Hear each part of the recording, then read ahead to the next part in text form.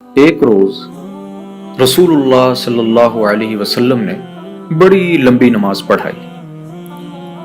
سلام پھیرا تو صحابہ نے عرض کیا، اللہ کے رسول، آج تو آپ نے بڑی لمبی نماز پڑھائی۔ آپ نے فرمایا، میرے صحابہ، آج میں نے بڑی امید سے نماز پڑھی۔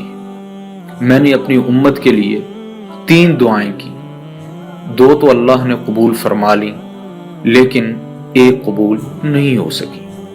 صحابہ نے پوچھا، اللہ کے رسول، وہ کون سی دعائیں تھیں جو آپ اپنی امت کے لیے کرتے رہے؟ فرمایا، پہلی دعا تو یہ تھی، اللہ یسلط علیہم عدوا من غیرہم، اے اللہ میری امت پر باہر سے کوئی دشمن مسلط نہ کرنا۔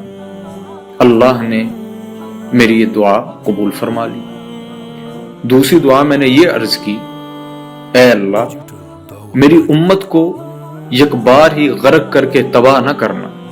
اللہ نے میری یہ دعا بھی قبول فرما لی۔